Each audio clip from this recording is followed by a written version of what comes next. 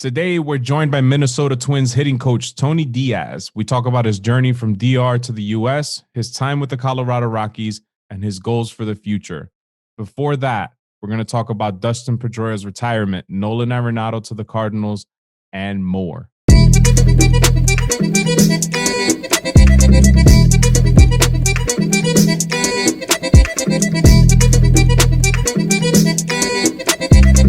Dímelo, Luis. What's good? Here I am, back at the bodega. I'm gonna do my shopping. Time to get my talks in. I keep seeing this Bills paraphernalia here, and I know I don't want to discuss how things transpired in the last game between the Bills and the Chiefs. So let's just talk about the Super Bowl real quick, if you don't mind. Let's bring some football into the bodega baseball. Is that okay with you? That's quite all right. In the bodega, all topics are welcome. That is true. So real quick, who do you got? That's the first question I have. You know, I don't know, man. I haven't decided who I think is gonna win the Super Bowl, but I almost look at sports as more of like a storyline type of thing. And are we ready to look at the next dynasty in football where the Chiefs are the first back-to-back Super Bowl champs? And I don't know if the Patriots did it. I really don't remember. Or are we looking at Tom Brady just sliding like another Super Bowl to his list? I don't know yet. It's tough. So I have a quick. So I think the Chiefs are going to win. That's my prediction real quick. Take that with a grain of salt. Usually my picks go. So first curse of the day. There it is. But I just have to say something about Tom Brady really quick. And I want you to be very careful about what you're going to say, because the last time someone questioned Tom Brady was Max Kellerman on First Take like 3 years ago, and the guy's been to like 2 Super Bowls since. So 4 or 5 years ago. As a Giants fan, I think I'm allowed to say that I'm a Giants fan who has defeated Tom Brady, the great Tom Brady, twice. I feel like I can say this really quick, and I don't want to downplay anything about Tom Brady. You don't get 6 Super Bowls by mistake. You know, that's you played a role in some of those Super Bowls. I can't say you played a role in all of them, because that wouldn't be fair. Like, Tom Brady doesn't win these things by himself. You know what I mean? There's a whole operation behind Tom Brady. So take, again, not discounting what he's done or whatever, but here's what I have to say.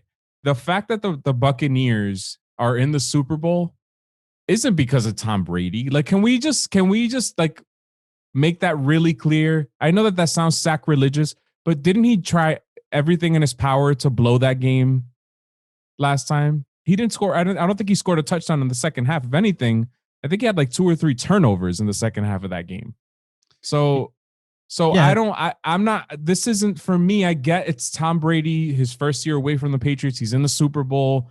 Give him credit for sure. You played a role in your team's journey to the Super Bowl, but I can't say that this is solely on Tom Brady. I don't think this is just a Tom Brady Super Bowl. And I feel like the story is Tom Brady versus Patrick Mahomes. I don't know if that's necessarily the case. I take Patrick Mahomes over Brady 99 out of 100 times. Not career-wise, but right now, I take Patrick Mahomes over Tom Brady. No, yeah, Patrick Mahomes is amazing. I understand what you're trying to say, but Tom Brady threw 3 picks in a row. 3 drives where he threw 3 picks in that Packers game, right? Mm-hmm. And then the Packers didn't do anything with it. No. So was it Tom Brady that stopped the Packers? Let me. You get what I'm trying to say here? No. He didn't stop the Packers. Like, obviously, he doesn't play defense. But what I'm saying is one of the picks was like a punt. It was 3rd down, 4th down, or I don't know. I guess it was 3rd down. So one of the picks was like a punt. The other 2 picks, I have no idea what he was trying to do. But from watching Tom Brady this year, to me, the only thing that he's done wrong are in those situations where he just chucks the ball up into no man's land, or actually into like triple coverage, and it may or may not get picked off. But other than that, I think Tom Brady should get a lot of credit for taking this team to the Super Bowl, because they didn't get to the Super Bowl last year. They didn't get close to the Super Bowl in any of these years. And they had Tom Brady, and he had a really good statistical season. And if he just plays to his strength, which is getting rid of the ball quick and managing the pocket, which I think he does better than anybody, then I think it's not just so clear cut that the Chiefs are going to win. On top of that, I think Patrick Mahomes is playing injured. And he played injured against the Bills, and look what he did. And they cheated though in that game. They cheated. Oh my God. Listen, man, we have so many weapons. Take off your Bills hat before you say stuff like that, man. I'm just saying. I've never seen coverage like I've seen the Chiefs play against the Bills. And we have legit 3 weapons plus Josh Allen, who play like, sorry for that curse word. So somehow the Chiefs cheated. I don't care, man. I don't care what anybody says. Yeah, we dropped the ball on defense because we let their 2 best weapons go off for like 100 and 200 yards combined or whatever.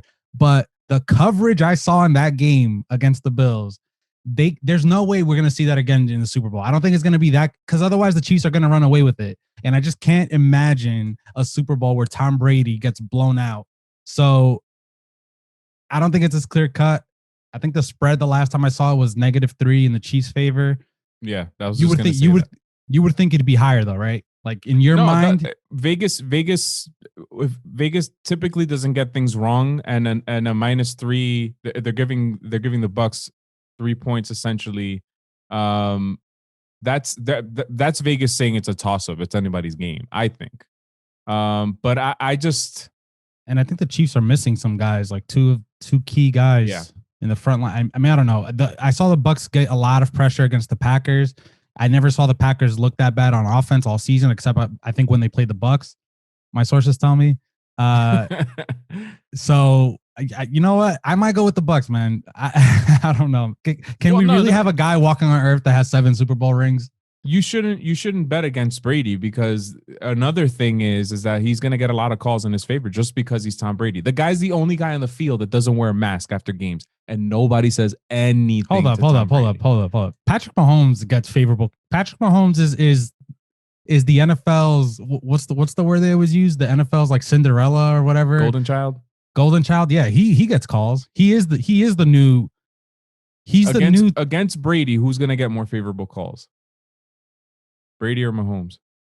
Probably, I don't know. I don't think, has there ever been a guy in the NFL who's the best QB in the league, and also probably the most marketable player in the NFL? Like, I don't think Tom Brady was the most marketable player, but he was probably the best QB. No, I think Tom Brady, if anything, Tom Brady is probably one of the most, and correct me if I'm wrong, and then we'll move on to some baseball stuff because we're going too long with football here, but Tom Brady might be the most despised great quarterback in football history, because I remember Joe Montana. Joe Montana was beloved in football.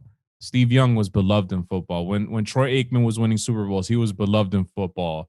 Brett Favre. People talked about Brett Favre like when he pooped, it didn't smell. It smelled like potpourri and it was gold.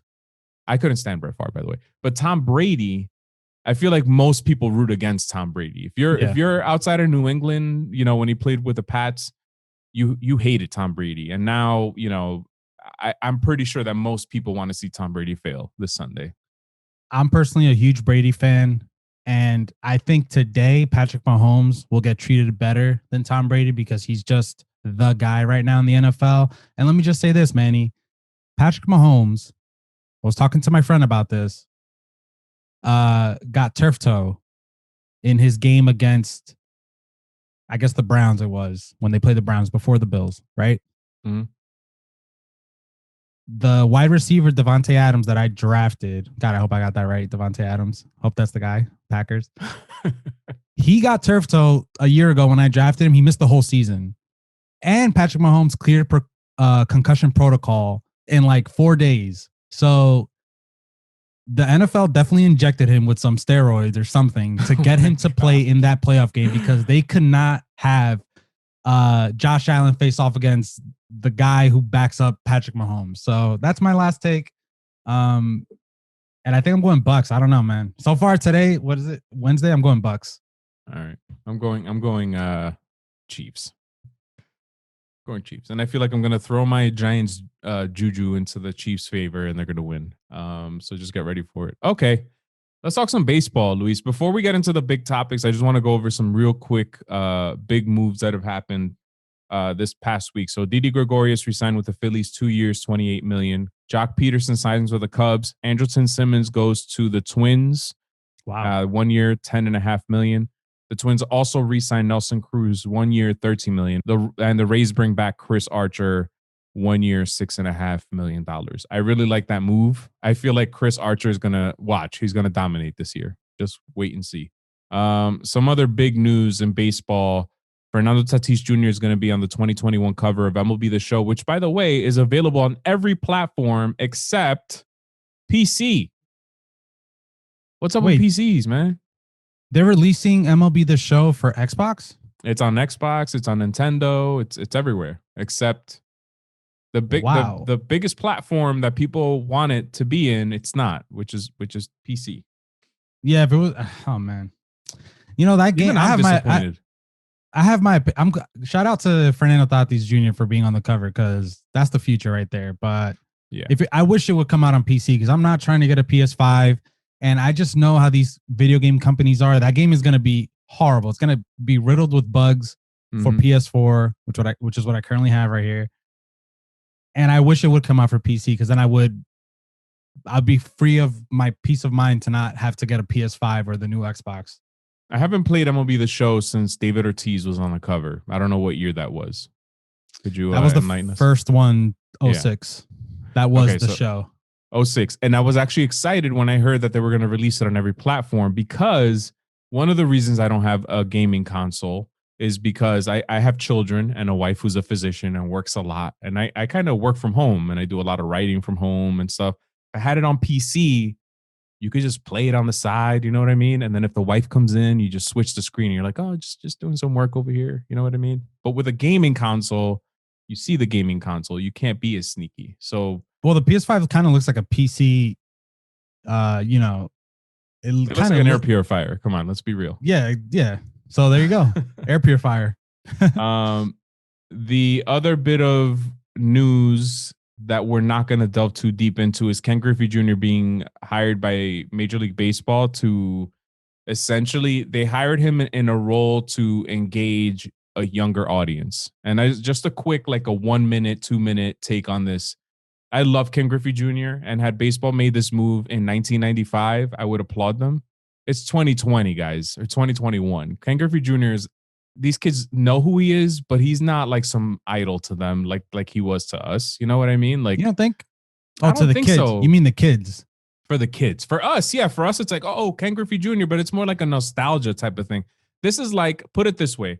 This is like hiring Steve Urkel to try to improve sitcoms, television, sitcoms or whatever. Like, why are you hiring somebody from the mid 90s who was a star in the mid 90s and the early 2000s to try to help bring the game, to a younger audience today? Shouldn't we look for maybe a collaboration with a young player, perhaps? Maybe you say, Fernando Tatis, like, we want to work with you to try to bring in a younger audience or something, or Juan Soto, or let's talk to, and any of these younger guys to try to do this.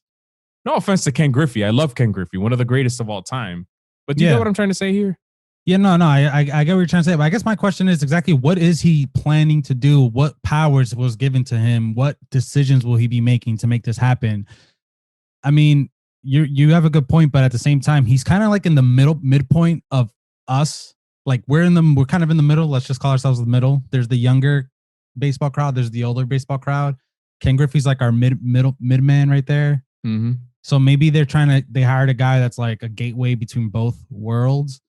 And because he's respected by all levels of fans in baseball, like the old guys, the new guys and everything, everybody knows who Ken Griffey is. But I think you're right though. About that. You know who else I would even entrust with this role more than someone like Ken Griffey? And again, I'm not trying to insult Ken Griffey Jr. here. Alex Rodriguez. I feel like Alex Rodriguez is more in tune with the younger audience than Ken Griffey. Yeah, you're right. Because he's like, he'll be on TikTok. He'll do dances with J-Lo. He's very awkward. He is very awkward. And we've heard some of his ideas and they're really good. We talk about them on this podcast all the time. And I know that some of you out there hate Alex Rodriguez with a passion. And I see that. I respect it. But let's move on from what happened 10 years ago now. And let's talk about the ideas that he's talked about now and where he is now. And I think that his ideas are phenomenal. I think they would help the game tremendously. And I feel like he's a more relevant face today than Ken Griffey Jr. is. No, you're right. And he's been actively involved in baseball. I feel like I haven't really heard of Ken Griffey Jr. if it's not like to come out and give a speech on an older player or something. I really feel like I really haven't heard from Ken Griffey Jr. I feel like he's been just enjoying retirement. I don't know. I think you're right, man. A-Rod for the win. Yes. Look at us, man. Look at us agreeing again. On A-Rod again. On A-Rod. Wow. Mickey Callaway's a creeper, apparently. Sending weird pictures to female baseball journalists. Apparently, it's been known for a long time that this guy is a creeper. Nobody said anything until now. A lot of people are up in arms because the Angels didn't fire him. What they don't know is that in California, there's a law where if you have been accused of something and you are claiming that you are innocent, that they can't fire you, but they can suspend you until you investigate, and then once you get your investigation, your findings, then you can act accordingly. So, so the law is until proven innocent guilty. Until proven guilty, essentially. Okay, all right, yeah, Mickey Callaway, man, that guy. Oof.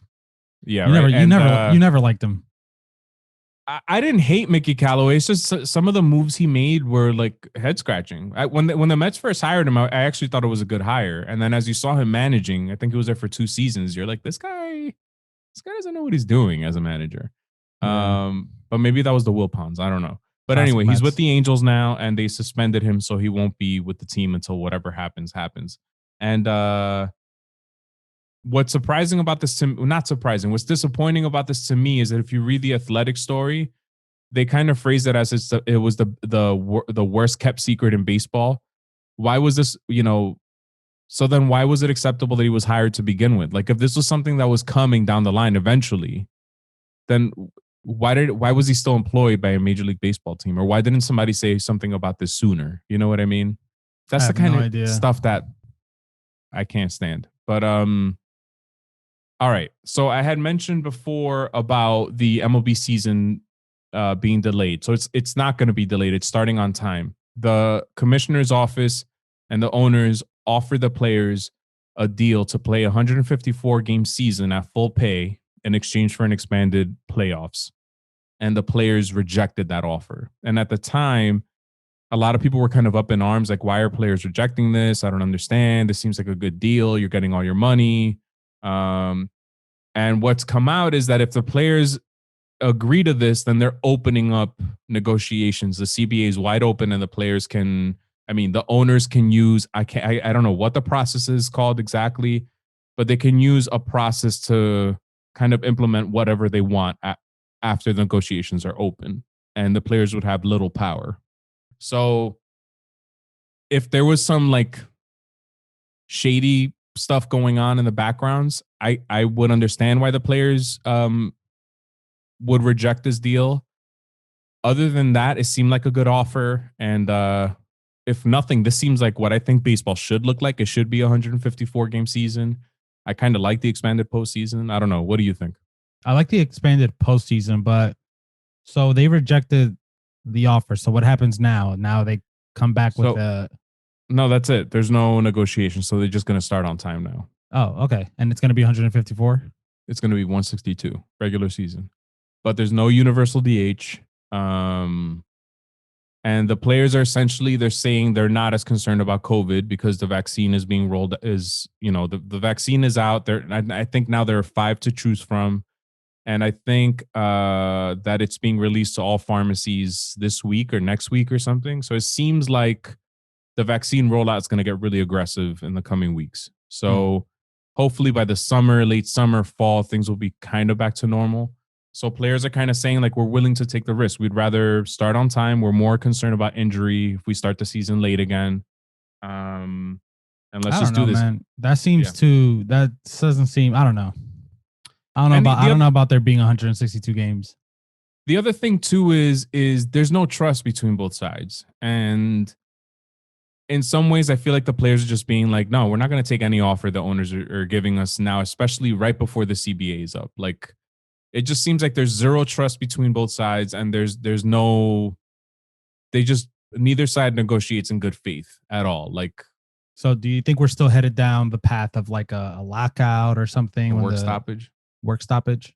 I hope not, man. I really hope strike? not.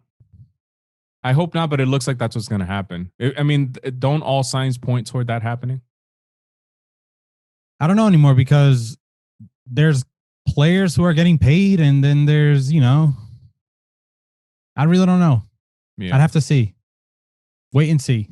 Play by ear. It'll be a miracle if there isn't a work stoppage. Excuse me. It's quite all right.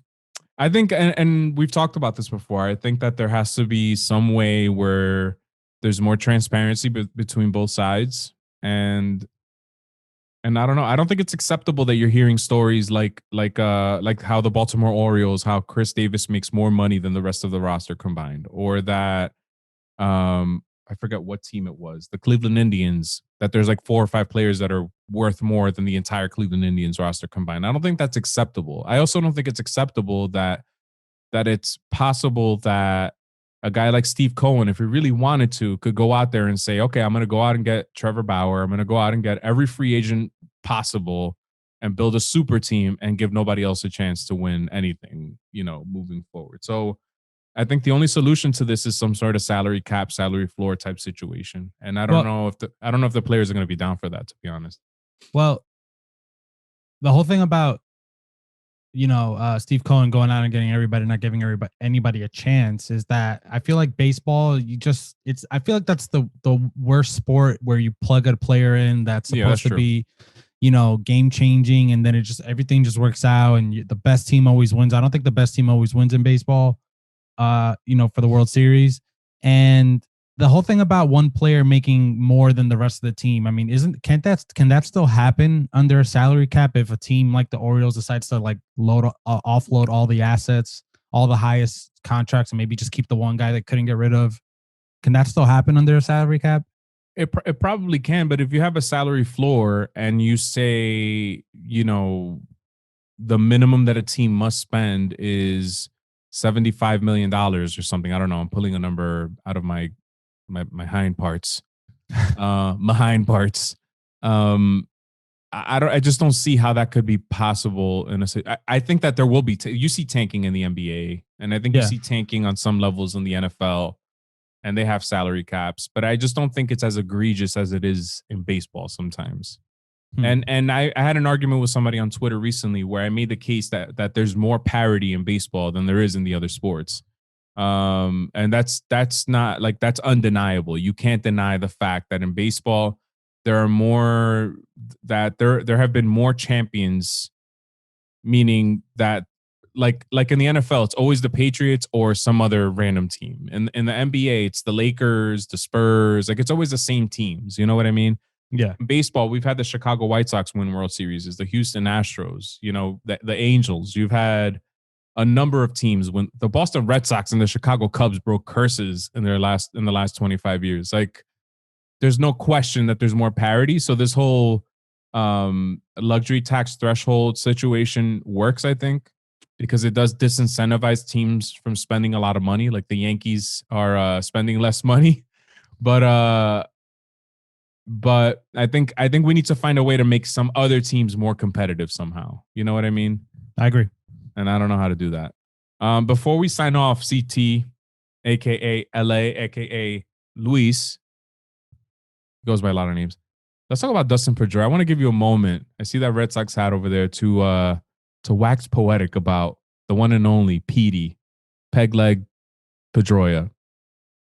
I just gotta say that I can't believe when Manny Machado slid into Justin Pedroia's calf, whatever happened that moment, and what came after that, their little beef between Machado saying he never wanted to come to Boston. All that's like, I just can't believe that was like the end of Dustin Pedroia, and that he was like, he's a guy that everybody would want on their team. Like, he played the game the right way. He always played it to his fullest extent. Won us the World Series there. He was a part of those teams that won World Series with us. And I feel like second base hasn't been the same ever since. And I don't know what's going to happen in the future, but there's a new mantle officially on that Red Sox team. Maybe Xander Bogaerts will take over now as like the face, as the heart and soul. of the certainly not Mookie Betts, you know. Oh man, when you said that, I just started sweating all over.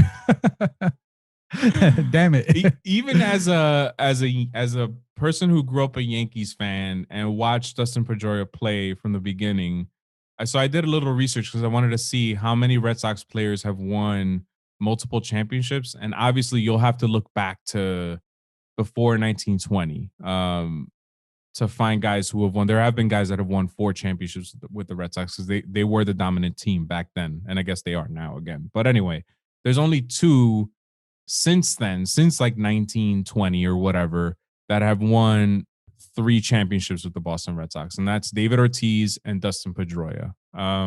With and Dustin both of them, yeah, he won 3. He wasn't there in 04, but he was there in 07. Technically, 13. He gets a ring for 18. That's what I was going to ask. Like, yeah, that's what I was going to ask. Does he get credit for the 18? He does. Ship? Technically, he was there. But he won the MVP, as controversial as that was. I think it was 2008. And he was, give him credit, man. He was one of these guys that maybe wasn't projected to be an elite player in the game, and he was. Like, give him credit for that. He was an elite player in the game, man. I think he was like 3 hits away from hitting 300 for his career. Isn't that crazy? Away from averaging 300? Yeah. Wouldn't you come back to just try to smack those 3 hits? And that's what I'm saying, man. Like, how do we know that? You know, we all speculate that David Wright was forced into an early retirement. I know he hadn't played like in a long time, but I feel like players at their heart would never want to end off like, they don't want to just say like, yeah, like, you know what? I think it's time to give up. I think guys like Dustin Pedroia and David Wright would always want to give it one last shot. And if the money was there and his contract was still active like that, then I think, you know, I think he would have liked to end his career on the field, not off the field. All right. Would you do this? All right. Yes. Let me put the scenario out there. I think you already know what I'm going to say, but if you're the Boston Red Sox, you're not projected necessarily to really go anywhere this season. I'm not trying to troll here. I'm being honest. Would you say, all right, Petey, this is what we're going to do. Come back one game, just play one game with us. And maybe you coordinate with the other team and you say, hey, could you just like give this guy 3 layups and 3 at bats and let him get those 3 hits? Would you do that? No. I remember. Don't you think they do that sometimes though for some guys? No, I remember. Yeah, no, they definitely do it because I remember David Ortiz last year. David Ortiz had a good 2016, which was his last season, I believe, right, with the Red Sox. Yeah. And I remember Jose Fernandez, rest in peace. I'm sorry, Jose. Yeah, you better apologize. But I remember Jose Fernandez said he wanted to groove one in for David Ortiz in his last All-Star game, and David Ortiz hit a home run. Man, I hope I'm right about this. Gonna have to double check on YouTube, but Jose Fernandez went on record saying he wanted to groove one in there. And I think even Cole Hamels admitted to grooving one in for, I think it was Jeter or one of those players, one of those great players. So they definitely do that, and I'm not a fan of that. You know, I'm more. I feel like I wouldn't want someone to do that for me. So I feel like Dustin Pedroia wouldn't want someone to do that for them. I don't know about Ortiz, man. The guy's, you know, he lives a more lavish lifestyle than we do. So I don't know. I wouldn't be down for that. I don't know. All right. So Manny, before we sign off, I think we should touch a little bit on the Nolan Arenado trade. Oh yeah, damn. But real quick, you know. All right. So real quick, I just want to. I wrote a piece on Nolan Arenado yesterday on rsquina.com. So if you want like all the details and stuff, there's some, and the reason why we're picking Tony Diaz for today's episode is because he talks about Nolan Arenado. Tony Diaz was actually Nolan Arenado's first manager with the Rockies organization. He was signed out of high school at 18 years old. He went to the Casper Ghosts, which was it's the rookie class affiliate. And Tony Diaz was his manager, and he has some really, really cool tidbits about Nolan Arenado at 18. He was projected to be a catcher, and he was like, no, I'm a third baseman. And look at what he turned into. Even then, the way Tony Diaz describes him is that everything was baseball to this guy. Baseball. And it seems like he's the same kind of player to this day. And I think that a lot of people are a bit concerned about what his production value is going to be in the Central, out away from Colorado. Honestly, I think he's going to be fine. I think he's going to be. I just don't see a guy like Arenado. I can't imagine Arenado coming into the season if he's healthy and replicating what he did last year. I think he's going to be the Arenado that we know, that we've come to know and love.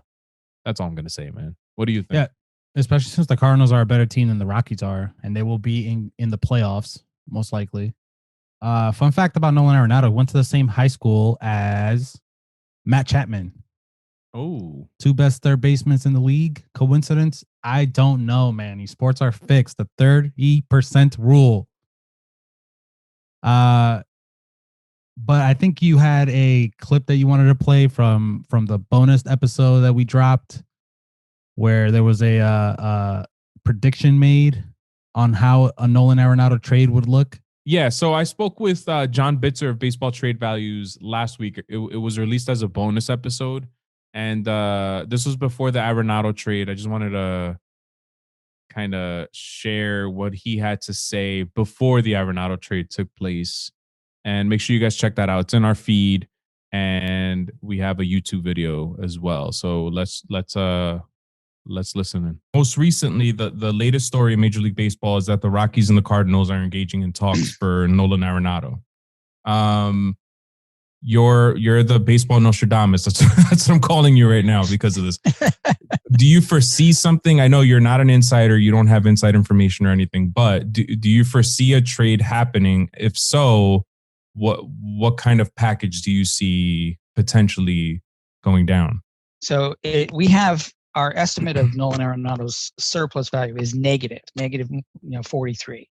In other words, another way to think about this is, if you think about him as a potential free agent right now, if he were a free agent on the market and he's 30, you'd be paying for, let's say it's 6 years, similar to what Springer got. Springer got 150 million, right? Mm-hmm. Arenado is coming off his worst year ever, where he had injury issues, and you also have to factor in that he'd be outside of Colorado, where he has not been as good because he's been in the hitter's park. So you have to ask yourself, what would he get as a guy over 30? In his free agent years. And one way to think about that is compared to the market. And other sort of writers like Craig Edwards at Fangraphs has said basically he would probably get 150 million.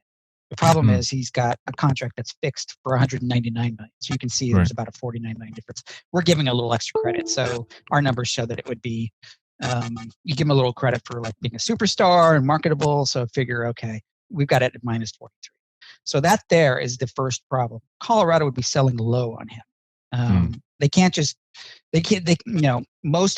one of the things we deal with sometimes is the perception of fans is, oh, he's a big star, he's an elite player, he's going to get a haul, but they don't look at the money aspect. And so when you think about that, okay, he's actually not going to get a haul. They have to either kick in a bunch of money just to break even, or take on another bad contract or two to kind of get it closer to even. And then on top of that, you want to get prospects back. So that's the hard part. I think the opt-out isn't so much of an issue because. Okay, I think that was a good enough clip. What do you have to say? I just think it was spot on. I mean, first he said he's getting like a 49 million surplus. So pretty much George Springer set the market for a Nolan Arenado trade. Yeah. And I think it's pretty crazy. He said 49. It turned out to be 50. Then he lowered the number down, giving Arenado credit for that being a superstar and marketable and everything to 43, but ended up being 50. So that guy is spot on, man. Yeah, no, baseballtradevalues.com is insane, man. If you look at it, he breaks down the trades that have happened or that are going to happen, and he's almost to the dollar on point sometimes, which is kind of scary. And he admits in the episode, if you go back and check it out, that there are some teams that reach out to him and that he finds it suspicious sometimes that the deals that are made in baseball are within like points of his system. So he's asked, are you guys using my system? And they'll kind of like tongue in cheek say no, but that they'll use it to verify that they made a good deal or not. So it's really interesting. And in terms of the Arenado deal, George Springer set the market, and not only that, the Cardinals sent a bunch of prospects over to the Rockies, and if you look at the prospects that they sent, none of them are really all that exciting. So yeah, and according to him, the person who would bring the biggest haul to Colorado is, guess who, Luis? And then we'll sign off. Trevor Story, Germán Marquez. I've always been a Marquez fan. You always draft him in fantasy, man. And Bitzer rates him really highly. Baseball Trade Values has him rated pretty highly. So I don't know. The Rockies are saying that they're not going to move any more players, at least until the season starts. I don't believe it. I feel like if you're going to make this kind of deal and send away so much money to another team, then you're rebuilding. You have to send these players away and try to get back as much as you can. I feel like you have to trade Trevor Story. You have to trade Germán Marquez. Maybe it's smart to hold on to them and wait for the trade deadline so you could get more in return. You know what I mean? But kind of crazy. Yeah. All right. So this episode is going to run long again, but let's transition here and let's go to Tony Diaz. Before we do that, make sure you follow at Manigo3 on Twitter. That's me. Follow Luis at Hovamojo on Twitter. Check out our show on YouTube. Hit that subscribe button, rate, review, comment, do all that stuff. And thanks for listening. Peace out, everybody. Peace. So let's start with the beginning. Tell me a little bit about your upbringing. Where were you born? Raised, all that stuff. Tell me a little bit about your earlier life. Well, earlier life, I was born and raised in Santo Domingo Este in the Dominican, and I grew up. I think my love for the game started when I was about maybe 7 years old, that I remember. I used to really be impressed with the guys that walked around the neighborhood with their uniforms on, walking to the ballpark, and I'm like, wow, they look cool. But then I started playing on the streets like most Dominicans. And then like at the age of 10, 11, I was formally introduced to like little leagues. So that's where I started. I went to the Manny League, which is famous out there. I don't know if you're familiar with it. Mm-hmm. But yeah, Manny I went to that league. And that's where I started playing organized Little League Baseball. Okay. That's where I met Placido Polanco, who became a brother in my life later on, and so many others too, that we became more than just friends and teammates. Kept on playing there in the Manny League. I was doing pretty good. I represented the league in different tournaments. When I turned 16 and a half, the Phillies offered me a contract, I remember. And back then, the signing bonuses were really low, like $3,000. Wow. Yeah. But believe it or not, I was dying. I wanted to sign with the Phillies. And I wanted to sign with the Phillies for maybe a reason that it's kind of laughable now, because they had red shoes, red cleats. And I like the red cleats. Uh-huh. But anyways, I ended up taking the advice of Mr. Manuel Mota. He was preaching education. I remember that one time he talked to us, gave us a clinic, and he said, hey, obviously he was a famous ball player. And he said that, in baseball, you can win and you can lose, but in education, you can always win. Mm-hmm. And that stuck with me. I'm like, wow. I want to be a ball player. I want to be a major league player. But yet this, legend is telling me that, that how important education was. Right. So I didn't take it lightly. I finished my high school by 16. I had graduated with good grades. And then, he proposed to me the opportunity of maybe getting a scholarship and coming to the States, play ball and further my education, and then have the opportunity to get drafted too, and then get both. So you turned down the Phillies offer? Yeah, I did. And stayed in school. Okay. I turned it down and ended up a year and a half later coming to the States with a baseball scholarship. Okay. It's Manny Mota was instrumental. The late Don Otterman was the guy that ran that foundation, the Latin American Athlete Foundation, and he. Obviously he's the guy that had all the connections with the college coaches. and I ended up in Panama City, Florida, there in Mazeroski at Gulf Coast Community College. And that was the start of my U.S. journey. I had never been to before in my life. So no family in the U.S., nothing. You're the first one in your family to come to the U.S.? Well, I have, like all Dominicans, we got family in New York, right? Yeah, in the Heights. That's where I grew up. Yeah, I had a cousin who used to live in Long Island, actually, not in Manhattan. Okay. And now she lives in Florida.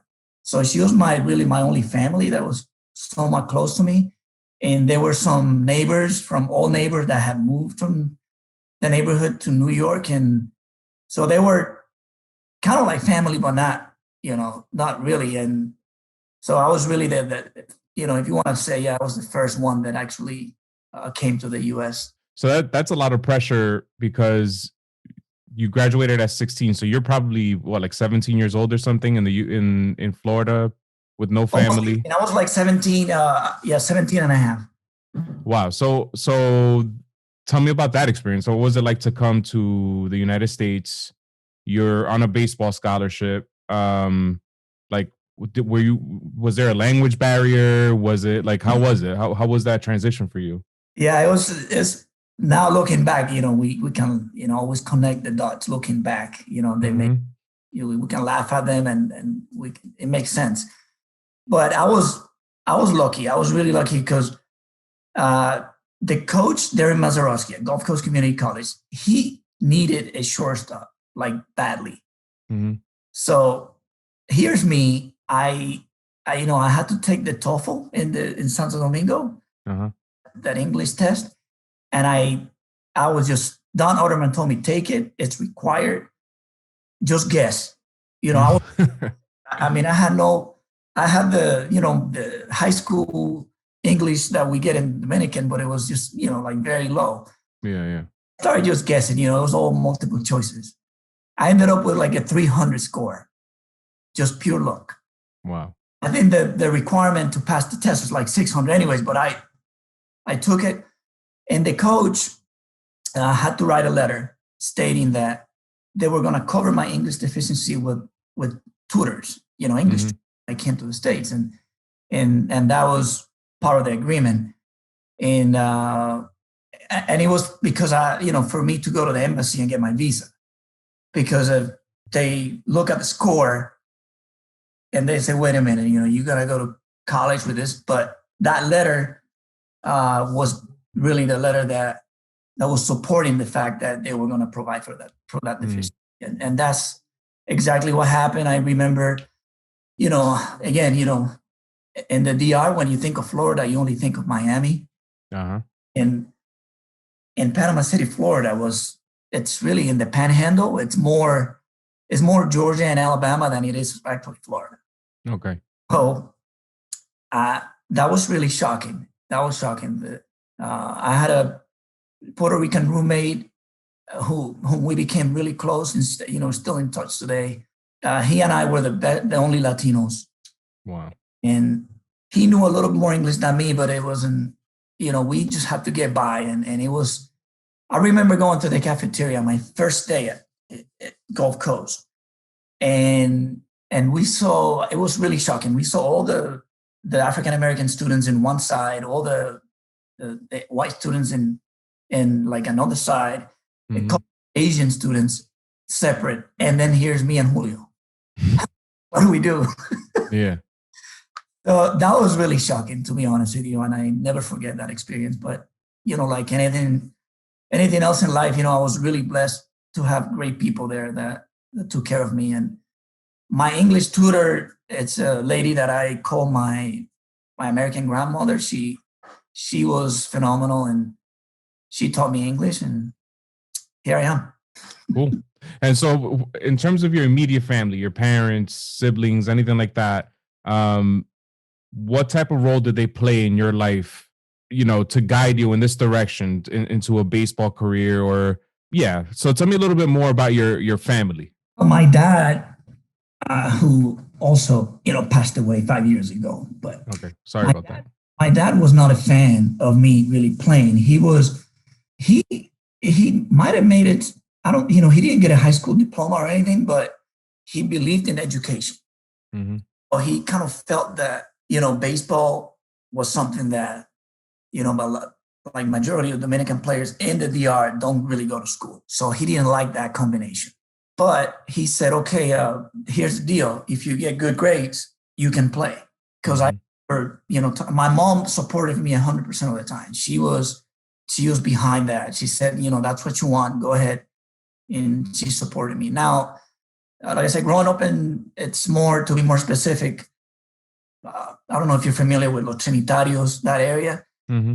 It's more of a like lower middle class area. And, lower middle class means you get 3 meals a day. So we always had meat, our food and the essential things that we needed, but no more than that. So it wasn't like we were by any stretch of the imagination, like rich. Mm-hmm. Yeah, my dad was hard on that. And so that pressure of getting good grades, I think helped me because I wanted to play so bad. I love the game. The more I played, the more, in love with the game I fell. And again, I had great people that really enhanced my love for the game, going back, Mr. Placido Polanco, his dad, Don Placido Polanco Sr. Mm-hmm. He's a guy that I really have him as my second father too. He motivated me. He got me some. I remember one time I had like really beat up baseball cleats, like with a hole in it, and he said, mijo, no, next. Like it was like on a Wednesday. On Saturday we were playing, and he got me a pair of shoes. And those are things that marked me, that really impacted me, and that's why part of who I am today, because I believe in giving forward, and because I had a lot of people that did that for me. Yeah. I have a brother, an older brother, a year older, and he didn't play. He didn't like baseball, so he went to school, graduated, and lives there, and he's into the pharmaceutical business. And so from the time you came to the States until you started your career as a coach, mm-hmm. Tell me about what happened in between there. So you played baseball in college, and then what happened? Yeah. Well, first of all, this is where it gets it gets really interesting because I got drafted my first year. Okay. Of Coast Community College by the California Angels back then. And again, the guy that drafted me, Tom Kochman, who's a legendary scout, we've gotten really close throughout the years, but it was more of a draft and follow that existed back then. Mm-hmm. The deal is, we're going to draft you, we like you, and then, next year's draft, before next year's draft, because they didn't want him to re-enter the draft. Mm-hmm. We're going to sign you if you keep obviously improving. Well, that was in 95, 46 rounder. I was definitely excited. I'm like, great, following the same path that Placido Polanco, took. Mm-hmm. He got drafted his first year in Miami-Dade, went back, got stronger, but re-entered the draft and went into a higher round. Right. So anyways, but in 96, then before signing, I get hurt, like badly. I got hurt. I have a devastating injury in which I had to get surgery on my shoulder. And now this is me having to have surgery. And that was probably the most difficult time in my life. Aye. I'm thinking, I got all my dreams of like, hey, it's going with the Angels and I'm going to get going. You're thinking at that age, you're thinking it's big leagues, like it's like you're going to make it, right? Yeah. But then that was really, that hurt me a lot. That I was going through big time depression. Again, Tom Kochman helped me a lot. The scout, Don Otterman, who passed away again, he gave me some guidance. Luckily, and this is why education was so important in my path. luckily I did well with my grades at Gulf Coast. Mm-hmm. So I kept up my grades, and then I ended up having a full ride to Florida International in Miami.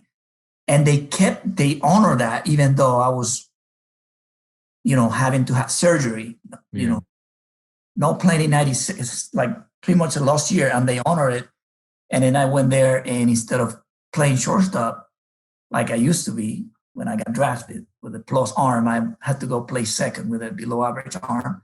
Mm. But again, I was able to play, and I was able to graduate from FIU, and and then I tried to go independent to go to like in the league after FIU, but that didn't really work out. And then I was presented with a coaching offer. Oh, cool. That. That's good. It's a way in. And so what happened to your shoulder? Was it a throwing injury? Like, was it your throwing arm? What happened? It was my, I was diving head first at third base, high throw. I dove. The third baseman jumped, and he landed on top of my shoulder. And with all his momentum and his weight. So I ended up having a torn labrum, torn rotator cuff. Really, really bad. Like when I had when I first met up with the doctors, and one of them said that this could be career ending. I was really crying. I was in tears. I'm like, really? Again, I went from having a plus arm. Even Tom Kutchman used always tell me that, hey, you had a 65, 70 arm in the scale. Mm-hmm. And then when I tried to come back from that surgery, I never even got to be, to have half the strength ever. Wow. So again, very kind of a different path, but one that you look back and you go, wow, this is why things happen. At FIU, I met Richard Palacios, who we became really, really close friends, and he put on the word. He started coaching. He was older than me, and then he graduated. My first year that I went to FIU, that was his last. Mm-hmm. So he put in a good word with the Rockies organization, and they recommended me, and next thing you know, I'm kind of, with my college degree, thinking about independent ball, because, I'm still young though, and I'm feeling like, I could hit a little bit, and I could catch, play some defense. Yeah, my arm wasn't it, but sorry about that noise. They're just drilling down. That's okay. But anyway, so Richard Palacios threw my name in, and Michael Hill, who was the Marlins president, he just got like a month ago.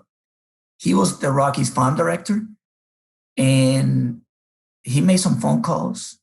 Tom Kutchman was involved in those references. And to be honest with you, I didn't even get an interview.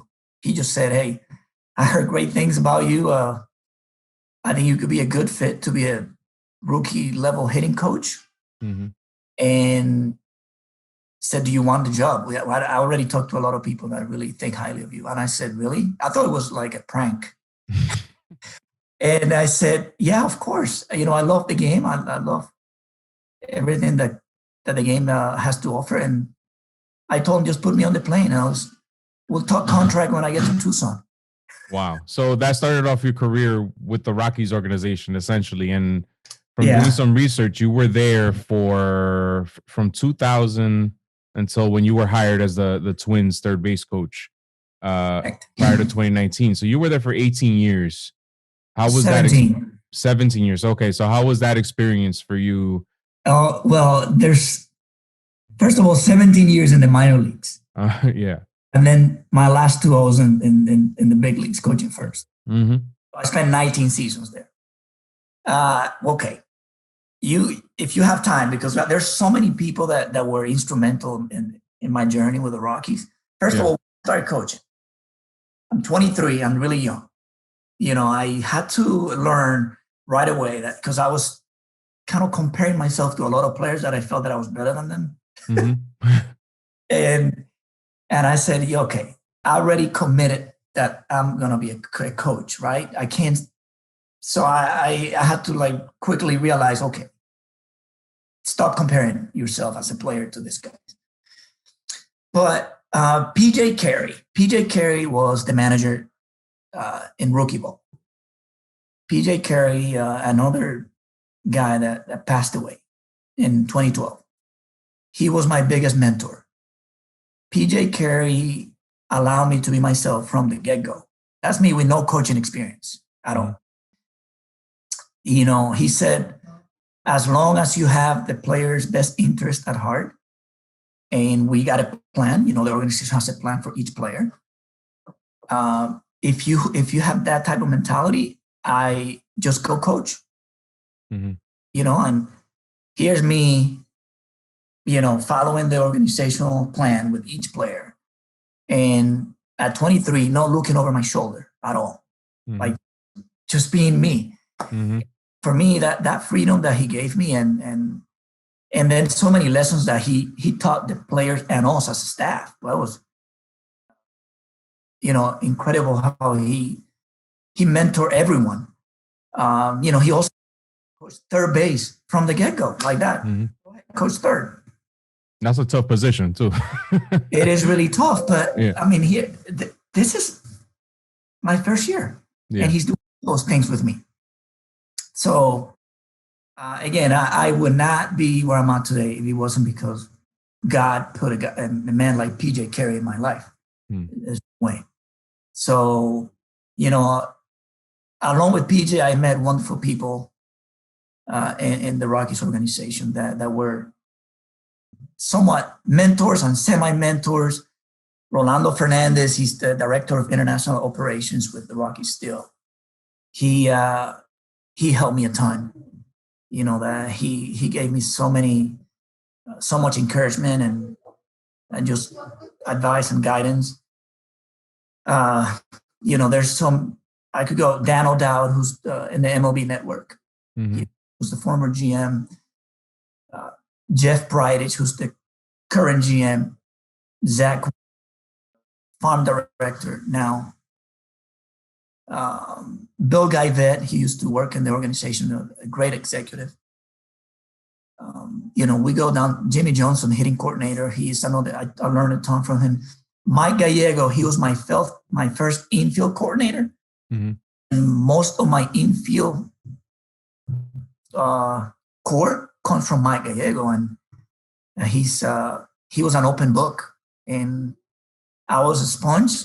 And there were so many people that were willing to share their knowledge with me and to really help me that, again, I look back and I was extremely blessed to have those people in my journey with the Rockies. And, you know, Mark Gustafson, I remember I was the hitting coach for like 6-7 years, and he presented me with the opportunity to manage.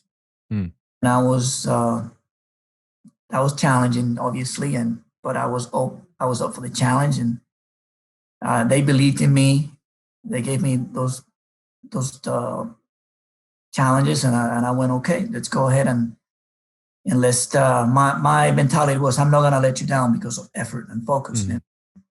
And you know, at the end of the day, my core belief of doing everything that I could possibly do for the players, and to, you know, be part of their dreams, because that's another thing, you know, that I was trying to, you know, like I'm dreaming right with the players. You know, the players all have that dream of making it, and I want to be just a little bit part of your dream, and then to see that throughout the years pay off dividends. You know, to see so many stories of players that I saw when they were young kids, teenagers, and then 5 years down the road they're playing in the big leagues and still maintaining, you know, the personal relationships that we had created back when they were in rookie ball. That was truly humbling and special. Are there any specific examples of players that came through you at some point that you've seen go on to the majors and succeed at a high level? Yeah, I have a lot of examples, and let me start with the guys, and I would say the guys that really impacted me the most were the guys that were not really that good when I had, and then they ended up making it. Mm-hmm. Eric Young Jr., he's a guy that he changed my coaching life. Why is that? Eric Young Jr. was actually swinging and missing in front toss in rookie ball. I mean, that's something that not a lot of 10-year-old kids even swing and miss in front toss. Yeah. This guy swung and missed in front toss in rookie ball. And his determination and his attitude were second to none. And then he's got like 5-6 years of major league service. Yeah. And when I saw Eric Young Jr. develop the way he developed, and then always going back to that first encounter that this guy swung and missed in front toss, that really gave me that inspired me and gave me a lot of confidence. And I never like put a label on a player prematurely. Because like, look, I saw it with my eyes. And then I always meet EY Jr. and myself, we always joke about it. Like, hey, remember when you swung and missed? So he's definitely one. Another guy that touched my life and my career was Juan Nicasio, fellow Dominican that, the fact that he signed for a blind contract, the Rockies signed him at 19, which is supposed to be a senior citizen in Dominican football players, which that's another topic. But he signed for $0. He pitched okay with me in Casper. Okay. Then again, there's some common denominators that grit, that persistence of, what? It's okay. They didn't give me any money, but I'm going to show them that, they made a mistake by not giving me any money. Now, I'm grateful they gave me an opportunity, but I'm going to show them they made a mistake with that. And he kept on going, that chip on his shoulder. And, next thing you know, Juan Nicasio, if I'm not mistaken, he's got 9 years of major league service. And, when you look at those stories like that, those are stories that really fuel me. Yeah. I'm going like, look, I've seen it happen. And there's others, Jordan Pacheco, we made him a catcher. He wasn't too crazy about that. And he was a third baseman. We made him a catcher and he ended up catching in the big leagues. And then you have the stories of guys, of kids that were they were pretty good, but I don't think anybody predicted them to be as great as they've been, like Nolan Arenado. Yeah. Nolan Arenado, I had him at 18 out of high school. And he was pretty good. He ate baseball, he breathed baseball, he slept baseball, everything was baseball. And just another guy that the organization thought that he was going to be a catcher, actually, because his body was questionable, soft. And I remember talking to him about that. And, he and his dad, who, again, is another guy that I really admire because of the discipline that he's instilled in Nolan and all his kids, say, okay, I'm going to show him that I'm not a catcher. I'm a third baseman. And now you look at Nolan at possibly being the best third baseman in the history of the game. Oh, my God, yeah. Incredible. Trevor Story is another guy. Trevor Story wasn't necessarily the Trevor Story that you see now, a top 5 shortstop in the game. But again, the attitude of that kid, the way he worked, the values, that's what when you see the family values and that work ethic, when you combine that with their God-given talent, those guys are going to be specials. And there's a lot more players that I was blessed to have. I was fortunate to have with me. And as much as I learned from them and I'm, they got me pumped up, I was, again, blessed to have those players with me and as part of my journey. So I spoke to Rodney Linares a couple of weeks ago, Rays third base coach. Another guy that it amazes me that I don't want to get into a soapbox here, but that from what I know hasn't been presented with an opportunity to manage a big league club because of the vast experience and stories like you told too. He told me a story about JD Martinez and Jose Altuve, how he really fought for them, and look at how they who they became. But he talked about the struggles of managing, how at first he said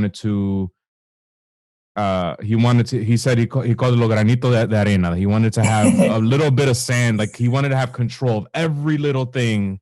And he realized that the best way to manage in the minors and maybe in the big leagues too was to kind of let go a little bit, let your guys do their job. Did you struggle initially as a manager in the minors, and like how did you overcome that to get comfortable within that role? Well, and I'm really really happy for Rodney. I've met him a few years ago. I'm certainly proud of his accomplishments, and I'm rooting for him. I think he definitely deserves to be considered at some point. I was my first year managing in Casper. My hitting coach that year was coming straight from the big leagues. He was being reassigned. His name is Dwayne Espy. He was the hitting coach in the big leagues, and he was reassigned to the minor leagues, and he wanted to go to rookie ball.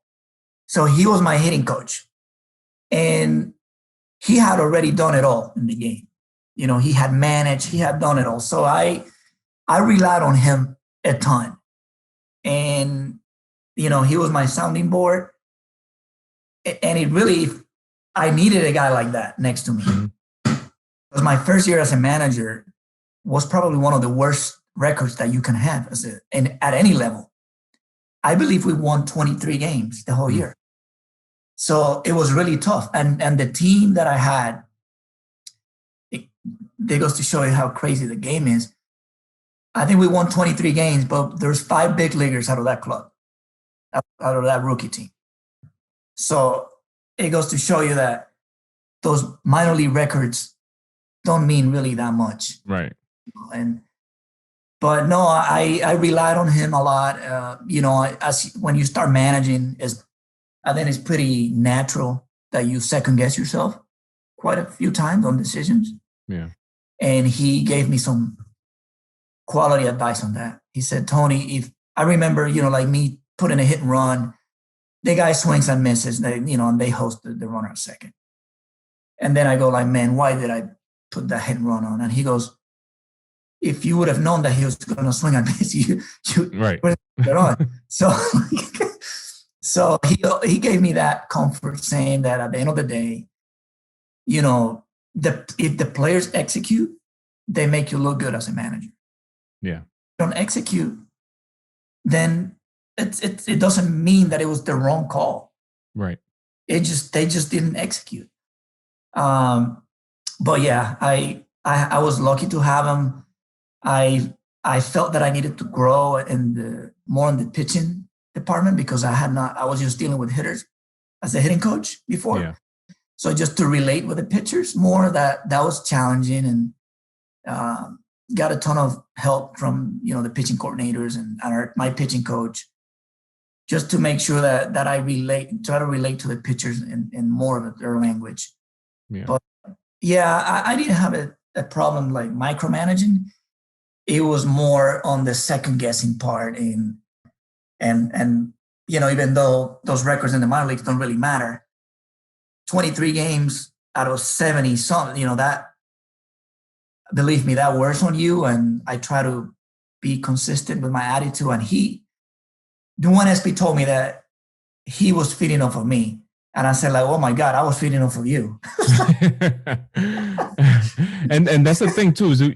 So about players executing, the tough part about that is that in baseball, elite hitter gets, has a 300 batting average, gets a hit 30% of the time. So most of the time you're failing. So right. It's hard to you have to have the type of personality that can overlook all the failure, because there is a lot of it in the game of baseball. So and you look at your record as a manager, and it got better and better with every year. There were some parts in there, like in 2011 with the Casper Ghosts, where you won 27 games, but then the next season you followed it up with 43 and 33 record, and you guys made it to the playoffs. So, but that I'm seeing your stat sheet here. Was that your last season managing in the minors, 2012? And what happened? Like, how come you didn't continue that part of your career? Well, there was, at that point, they promoted me to a new role. Mm-hmm. I was promoted to what the Rockies, I don't know if they still have that role. It was called developmental supervisor. Mm-hmm. So I was overseeing the extended spring training, the two short season clubs were. And then when the season started, I was the Grand Junction supervisor. Okay. That role was, to make it more simple, it was like I was like the field coordinator of that team. Mm-hmm. So then I had to oversee the staff. I had to develop the staff. That was the new challenge. I'm not managing, and my job is to make sure that, it was hands-on with the players and staff. And then when the game started at 7:05, I would, in like split time, like 50% of the games, I'll be in the dugout, and 50% of the games I'll be watching the game as if I was the farm director. Okay. And looking to, the game is a lot slower from those vantage points. Mm-hmm. It was definitely an experience that I wasn't used to, but it was definitely a growing experience for me. Did that help you along with your career? Do you feel like that was a valuable portion of your career? Like what kind of skills did you learn in that position? Well, again, what I learned is that, the decision-making aspect of being, obviously you have to be organized. And one thing that the Rockies front office did, they empowered the supervisors. We were making decisions on players moving up or moving down. So, when you're saying that this player is ready to go to the next level, you have to back it up with, a lot of times it's not just really the numbers. You have to back it up with clear and valid reasons, right? Yeah. Or maybe hold the player, say, no, he's not ready. So that aspect was intriguing, and I felt that I learned a ton from that. Also, developing your staff. When you're managing, like as a manager, you don't really think much of developing your pitching coach and your hitting coach. You're just doing the job. Yeah. But when now in that role, I was supposed that was part of my responsibilities to develop the staff. And that makes, it makes you grow, and you have to come up with ideas and always look for ways to keep the main thing. Yeah. A lot of people maybe not understand it, but even in the minor leagues, sometimes, you have this vision and this is what you want to accomplish as a group. But little by little, you start drifting away from that. Yeah. Because of the scoreboard, because you lose 3 games in a row in A-ball, and then to make sure that we didn't drift away, that we kept our vision clear of our goals, and this is what we want to accomplish with our players, and this is what we want to accomplish with the staff members. So that, for me, that was fascinating too, and just to see how slow the game is from, when you're up in the stands or in the press box, it's a lot slower than it's, when you're right there at the, in the dugout. Yeah. So then you from that role, you get promoted to a first base coach for the Colorado Rockies. And when you got that call that you were going to go to the big league club, how was that? That must, I mean, this is your dream essentially. Maybe in your mind you wanted it to be as a player, but you got there nevertheless. You made it. So how was that? How was that feeling for you? Well, it was a great feeling. But before I got promoted to the major leagues, the one, I got to manage in the Arizona Fall League, and right, yeah, that was something that again, I'll be eternally grateful. The Rockies believed in me. The Zach Wilson, the fund director, he recommended me to manage. And I remember that in the Fall League, prior to that, all the managers were managers that have managed like above high A. Mm-hmm. They didn't. So when my name was thrown in there in that mix, I know the Fall League the group of the Fall League people that run, they weren't going for it. They're like, no, this guy's, he's managed in, the lower, rookie ball, short season. Right. But again, Zach Wilson went to bat for me. He said, no, but he's been in the game for 16 years. He's ready. Mm-hmm. They gave me an opportunity to manage the Fall League, and that was an incredible experience. And, met players from different organizations, met front office people from different organizations, coordinators. I felt that I grew a ton in doing that experience.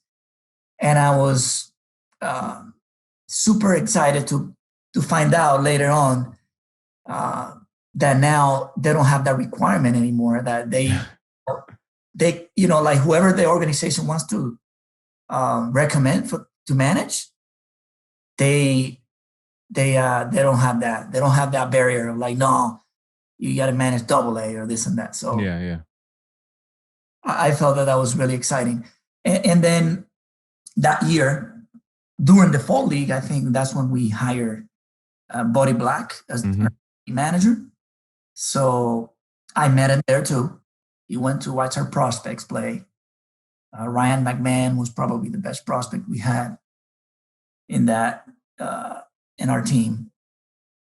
And met Buddy Black, really good connection, good vibe. And, they were going through some restructuring of the major league staff. And then they interviewed me for the position, and I believe after the Fall League.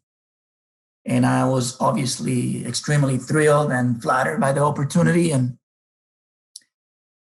then, the news came. It was early in the morning. Remember, and Buddy Black called me and said, hey, you want to join our major league staff? We have you as the first base coach. And it was really an indescribable feeling. I didn't sign up for that when I first started coaching in rookie ball. I was just happy that I was making a difference in players' lives and players' careers. And and then to see that happen was more than special. And then, so you served in that role for 2 years, and I consider this another promotion. Going from first base to third, I think that's one of the toughest positions to coach in baseball. There's so much on the moment, on the fly type of stuff that you have to kind of work on. And not only that, you're on a team in the Minnesota Twins they're a really good team. They're playoff bound the last 2 seasons since you've been there. How was that? How was that switching over? First off, why did you end up going from the Rockies to the Twins? You've been with the Rockies for 17 years, you said? 19 total. 19 total. Yeah. And then to move over to Minnesota, what happened there? Was it just a strict, they offered you a contract and you gave your 2 weeks notice to move over, or was there more to that? That was, first of all, that was hard. That was really hard. That was really hard, man. That was really hard, Manny. First of all, my 2 years with the Rockies were phenomenal. I learned a ton. The one thing, I never coached first in the minor leagues. Yeah. So coaching first was new. But I learned a ton. I had, Buddy Black, the whole staff, they were Stu Cole, whom I've known for years. Jeff Bridich, the GM, give me an opportunity. That's something that, again, I will be eternally grateful for. Mm-hmm. But, Ian Desmond is a guy that I hadn't met because I knew all my Rockies players that I had in the minor leagues that were already in the big leagues. Yeah. But Ian Desmond really made me feel comfortable, and I learned a ton from him, and we developed a really close relationship. And he made me feel so comfortable right away, and he gave me confidence. But we had 2 really good years while I was there, and good players, good people, and always rooting for the Rockies. That will never leave. The decision to leave the Rockies was really tough. Jeff called me out of the blue saying, "Hey, the Minnesota Twins requested permission to talk to you to coach third base." I was like, "What?" I was leaving the Rockies complex because I live here in Arizona. I was leaving the complex. I was working out because I, like to stay in shape, So I'm like, "Oh, really? Let me think about it." So I make some phone calls. I call people that I trust and say, "Yeah, go ahead and listen to what they have to say. You don't lose anything. If anything, it would be a good experience for you." So I went. I told Jeff, then, "Yeah, go ahead. I'd like to interview and see what they have to say." That Levin, the GM of the Twins, who used to be with the Rockies a long time ago, mm-hmm. but we had lost touch. It's not like Pat Levine and me, we hadn't even seen each other in more than 10 years. So Pat Levine, I guess I made a good impression on him way back when so he kept my name in his list. And then Michael Kodire, this is the kicker here. Michael Kodire was with the Rockies, but prior to go with the Rockies, he was a Minnesota Twin icon. Mm-hmm. Michael Kodire, when he was with the Rockies, he got hurt, and they sent him on a rehab assignment to Grand Junction when I was managing. So, again, I did what I was always doing with the boys, and I didn't know that I had made a really good impression, with Michael Kodire and the way I was running things. So Michael Kodire happens to be assistant to the president of the Twins organization now. And Michael Kodire threw my name in the hat, saying that he believed that I could make a difference there. And now Rocco Baldelli is the manager, the new manager with the Twins. Never met Rocco in my life prior. Rocco Baldelli calls me when start the interview process. And he said, this is the words that he said. And I don't know if maybe you can quote this, but maybe not. I don't know if it's, but he said, Corey Dickerson, the outfielder, Dickerson played for Tampa. Yeah. That's a kid that I manage in Casper, original Rocky. Said Corey Dickerson told Rocco Baldelli that if he was looking for a Latin coach, and if he was going to talk to me, that he didn't need to talk to anybody else, that I was the guy. So again, you look back and, I mean, like looking back, connecting all those dots, and like, I mean, I believe in God. I think things happen. There's a higher being that is making things happen. And that's exactly how things happen. And then there was a lot of momentum on the interview, and I believed in their vision that they, shared with me of what they wanted to accomplish in Minnesota. And as hard, it was a really tough decision, but I said, okay, let me take this chance. So tell me about this experience being in Minnesota. How,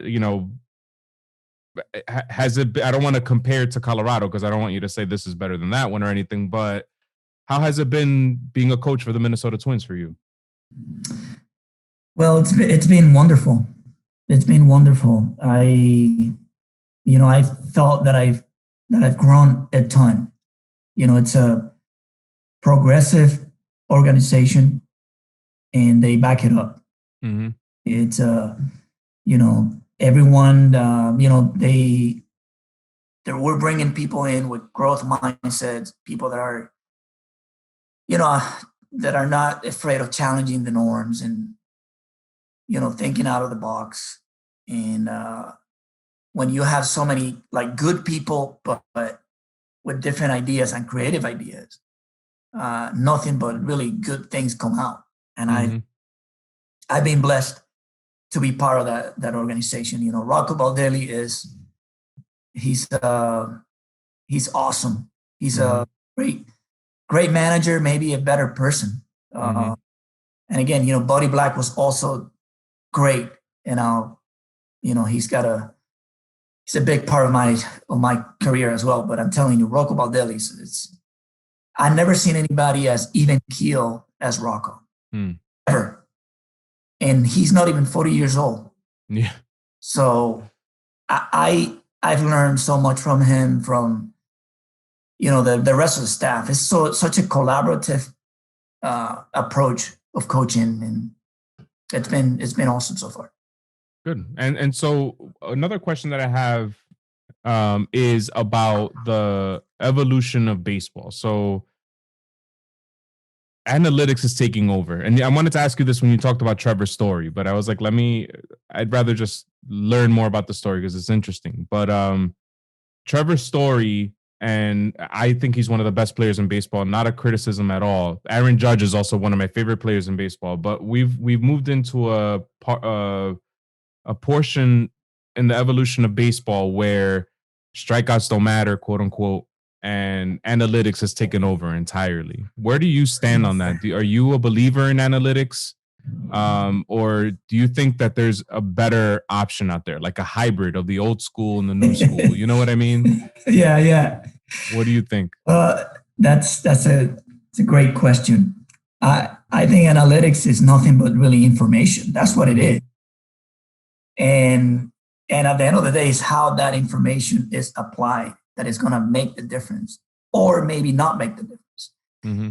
So to ignore that information, I don't think it's smart. To overuse that information, I don't think it's smart either. Mm-hmm. To really have a healthy balance of that information. And let me tell you, every team has access to everything. Mm-hmm. So like, a team has this secret, magic powder that nobody else has. Everybody has that information.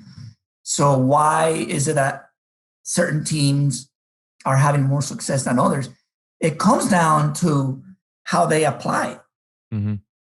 How and how you can translate that information and make it simple enough that the players understand it, and that they understand why it's being used and how it's going to benefit them at the end of the day. If you don't have those components, you can have all the information in the world. It's not going to really make much of an impact. Yeah. And do you feel like the players have bought into it? Like I've interviewed guys like Doug Latta, who's a hitting coach. He took on guys like Justin Turner and Marlon Byrd, I think it was. And he completely turned someone like Justin Turner's career completely around because he was open-minded. He listened to the advice and he's applying it. But there's also a lot of guys, and I'm thinking about a lot of my cousins. Like I have one cousin in particular who was in a farm system in DR, and he ended up destroying his arm, similar to you. But these guys are like, if I ever made it to a big league club or whatever, I'm gonna swing. Like I don't want to strike out. If I'm gonna shorten my swing to try to make contact, or so that I don't strike out. And I'm not gonna this and that, whatever. Hard headed. Do you feel like that a lot of the guys that are on your ball club or that you've seen in the big leagues are open to this information, or have you seen instances where, you don't have to name any players, where they just completely, they're like, nah, I'm not about that. I'm gonna just do whatever I'm gonna do on the field? I think for this generation of players, they want information. This, they're millennials. They want it. They were born and raised with a ton of information access.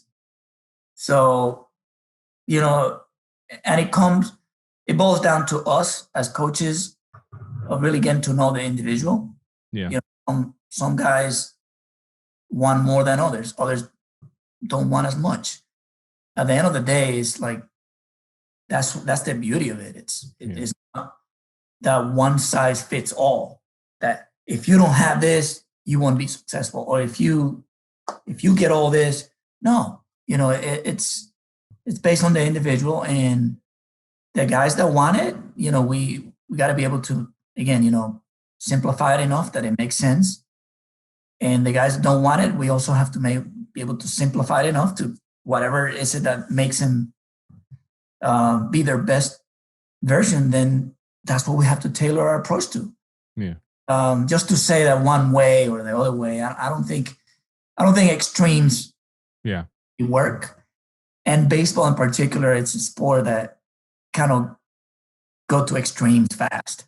Yeah. Remember the days that every fly ball was bad. Yeah. Or maybe 20 years, you hit a fly ball in BP. Oh my gosh. Mm-hmm. Now some people, like every ground ball is bad. No, in reality, none of them are bad or good. It depends on, what's needed for that player and what makes that player good. Do you think that, and I'm kind of getting off topic here now, but do you think that they should implement some sort of limits to the shift and stuff like that? Like, some people are for banning it entirely. I don't think that's a good idea. I think that if a team has figured out a way to tap into your weakness, to make you fail more than you already do as a hitter, it's on you to shift your strategy so that you can overcome, the shift. But I do believe that there should be some sort of limits. Like, my theory is that the third baseman and the shortstop can't cross over second base. The first baseman and the second baseman can't cross. Like, there's a line straight down the middle of the field. Just limit it a little bit. Would you be in favor of something like that? Or do you think, no, just let it go? These guys need to figure it out on their own. Like, just lay a bunt to third base and beat the ship. You know what I mean? What do you think? Yeah, I think it's the way it is now. It's fine. Guys need to make adjustments. How come they don't shift against DJ LeMahieu again? Exactly. That I had in Colorado, who's a tremendous hitter. So they can shift against him. Yeah. So, guys need to make adjustments, and they will, because this game, it's really played, if you notice, on patterns. Mm-hmm. It's trendy, now, again, 10 years ago, it was sinker, slider more. Now it's north and south. It's the four seam up in the zone and the hammer. Yeah. And now the hitters are going to adjust to this again, to the high cheek, and the pitchers are going to go back to this. Right. Give it a couple of years. That happens. Yeah. And it's a slow progression. We're just impatient in this this generation now. Okay, so one last question, or two last questions. Where do you see yourself? This feels like a job interview now, but you've made the progressions. You've gone from hitting coach, manager, supervisor, first base coach, third base coach. What's next for you? What's the next step? Before I answer your question, I just wanted, it's kind of funny. I have a missed call from Tom Kutchman, my scout, the Angels. Uh-huh. He claimed, after I made it to the big leagues, he's claiming me. He said that he always knew that I was going to be a big leaguer no matter what.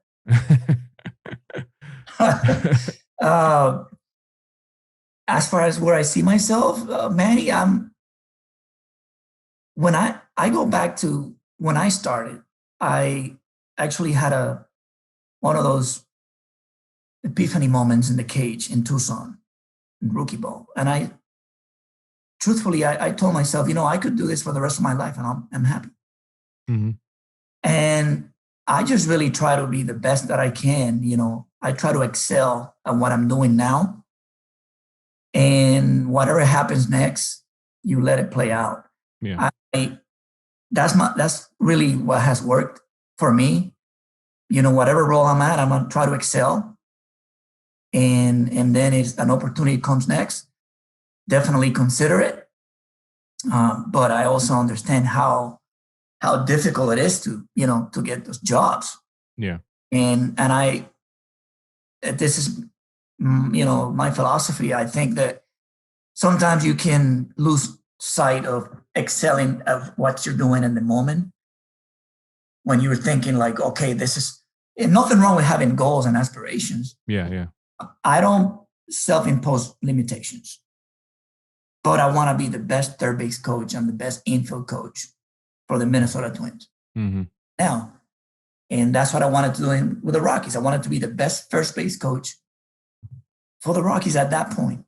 And if that leads me to be a manager down the road, great. If it doesn't, I don't think I don't let those titles define who I am. Unless I'm making a difference in the players' lives and careers and in others around. If I'm making a contribution, I feel honored to do it. I'm blessed, and that's my approach. That's awesome. And then the last question, just I don't want to leave anything out. Is there anything that maybe I didn't touch upon, or any questions that I didn't ask that you just want to make sure you get out there? Any messages that you want to get out there? No, man. I think the message is that there's a lot of coaches, with my background, that, Latinos that in the minor leagues that, I've been there. At times you feel that you're in the trenches and that you have no shot. But if you really try to excel what you do and stay open-minded and with a growth mindset,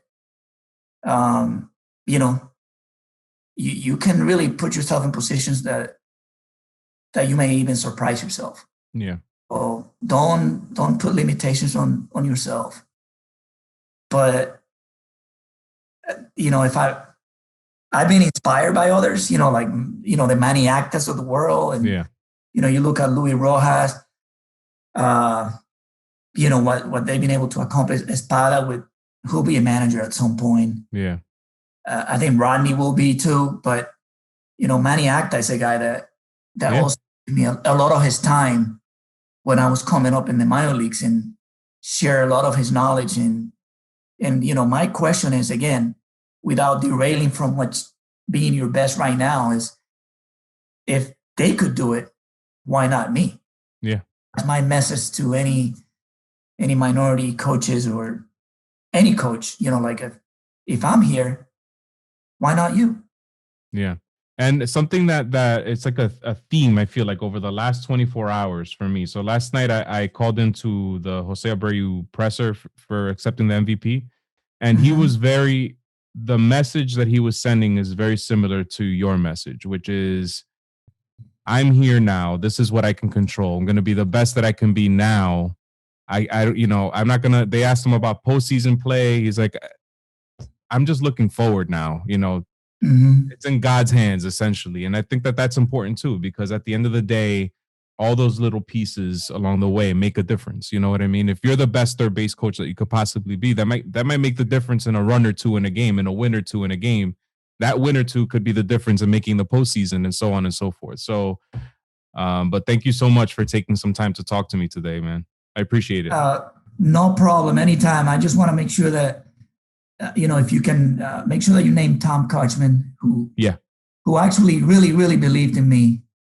And he always, it's a guy that I'm thankful for. I definitely will. 46 rounder don't sound like a lot, but he believed in me. Yeah, it's something, right? So, yeah. Okay. Well, thank you so much, Tony. You got it. Thank you. And best of luck to you.